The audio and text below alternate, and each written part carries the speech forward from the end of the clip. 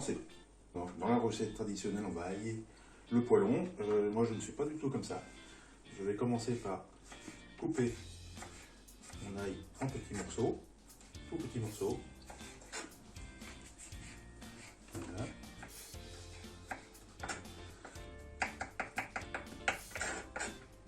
Après, vous mettez de l'ail comme vous le voulez, mais une gousse pour 4 à 6 personnes suffit. Ce qui va permettre de donner son petit goût, son petit parfum à la fondue.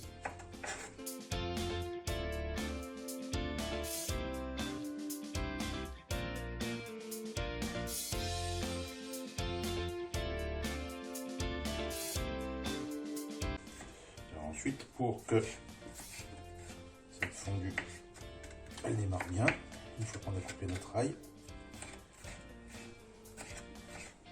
en petits morceaux. On n'a pas besoin de faire vraiment des très petits morceaux. On va le mettre dans le caplon. Donc vous pouvez utiliser une casserole, hein, c'est pas nécessaire d'utiliser un caplon. Vous pouvez utiliser à peu près ce que vous voulez comme type de casserole.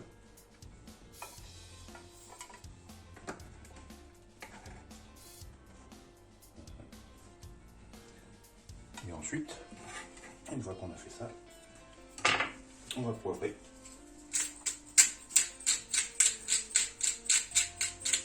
Donc on poivre bien. On peut y aller, il ne faut pas avoir peur.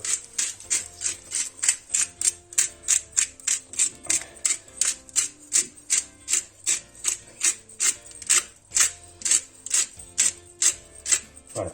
Et ensuite, pour démarrer sa fondue, on met un petit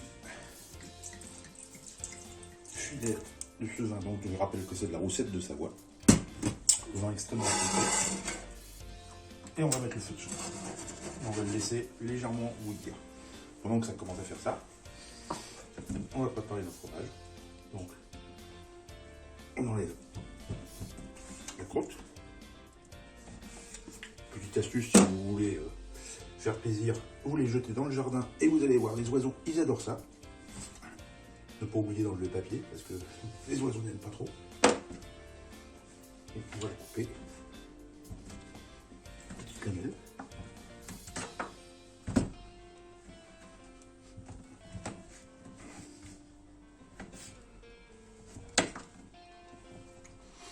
Le temps de faire des petits cubes.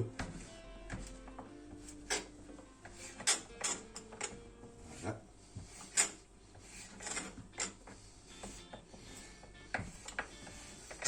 Donc je vais très légèrement la casserole jusqu'à ce qu'elle commence à bouillir un petit peu. Ça va permettre de commencer à préparer un peu l'ail et de faire un petit mélange avec le poivre.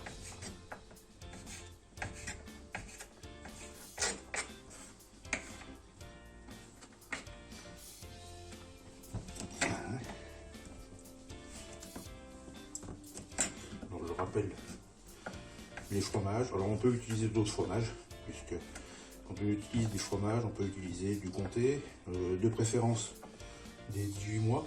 Plus il est vieux, plus il va être meilleur. Meilleur il va l'être plutôt. Et alors petite astuce, petit secret, c'est que quand vous achetez vos fromages, il faut les acheter au moins 48 heures à l'avance. Vous enlevez les emballages que vous achetez dans les supermarchés et vous les mettez dans une assiette au fond d'un placard, de manière à ce qu'ils commencent à vieillir. Et quand on le prend, on voit qu'ils n'ont pas la même couleur des deux côtés parce qu'il a commencé à se faire. Et plus ils sont vieux, meilleur c'est. Donc n'hésitez pas à prendre des fromages qui vous paraissent vieux. Le meilleur, mais on n'en trouve pas forcément, c'est le Beaufort. Quand il commence à craquer sous la dent, on a l'impression de manger un petit peu du sable. Et ça, c'est un fromage, c'est un véritable délice parce qu'il va vraiment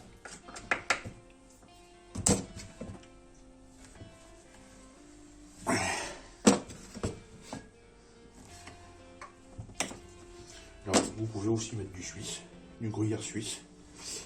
L'emmental, non, parce que l'emmental est un fromage qui se comporte pas très bien dans la fondue. Par contre, tous les autres fromages de montagne, vous pouvez les mettre.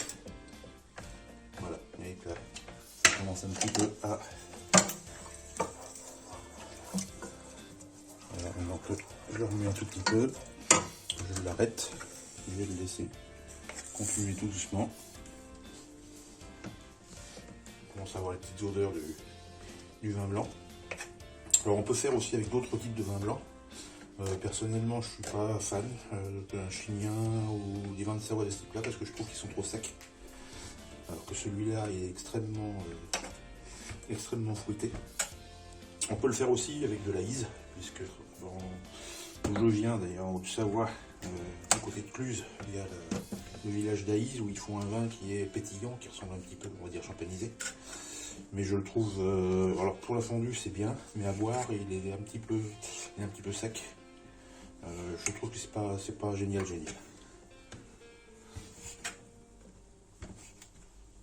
Voilà, bon je commence avec mes fromages. C'est pas compliqué. On les met dedans. Voilà. On va continuer avec l'autre.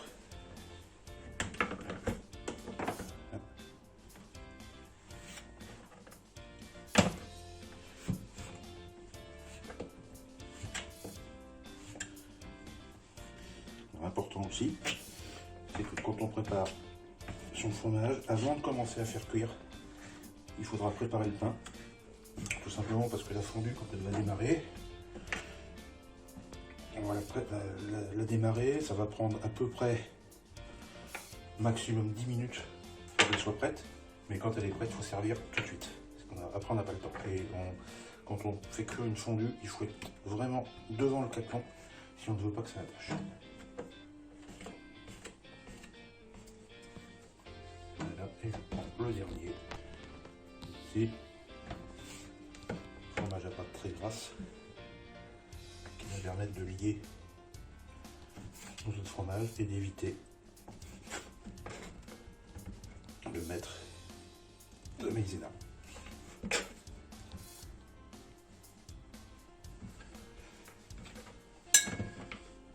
Alors ça vaut aussi que dans le temps, la fondue était un plat de pauvre, parce qu'en fait ils avaient des vaches, ils faisaient du fromage, et quand le fromage était tellement sec qu'ils ne pouvaient plus le manger, ils le faisaient cuire avec du vin blanc. Et c'est comme ça qu'il est dans le fondu.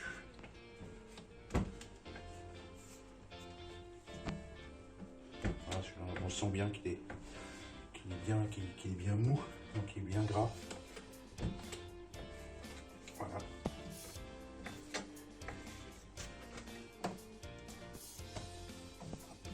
Voilà, le fromage est prêt.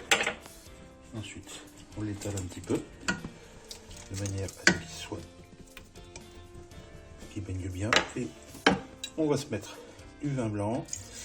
Alors on fait attention. Voilà, on va légèrement en dessous. Parce que si on met trop de vin blanc, après il va être trop liquide. Voilà. Et puis maintenant, eh ben, on lui fout la paix.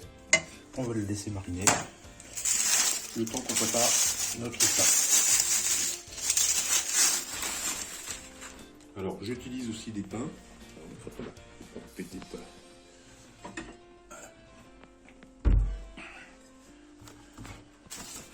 Alors, on met le emballage que je préparerai tout à l'heure pour les oiseaux. Il n'y a pas de perte. Alors les pains, j'utilise celui-ci, c'est un pain de tradition, mais on peut utiliser aussi du seigle. On peut utiliser n'importe quel type de pain. Moi j'aime bien le préparer avec un pain qui a légèrement du goût, parce qu'avec la baguette, elle devient sèche. Bon, ce pain là, je l'ai acheté avant-hier. Vous voyez, il tient encore bien. Mais comme il est fait avec un petit peu de seigle, il est légèrement acide. Et ça va renforcer le goût du fromage. Allez, on va couper le pain. On s'embête pas.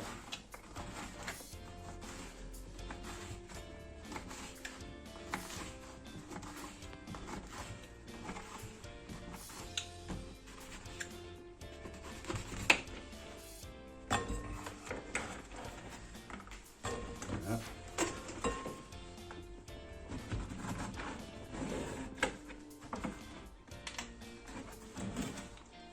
Donc je vous recommande pas de prendre du pain sec ou des croutons, tout comme ça, parce que vous n'arriverez pas à les piquer au pic.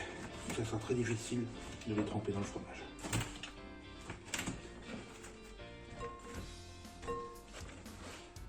Là.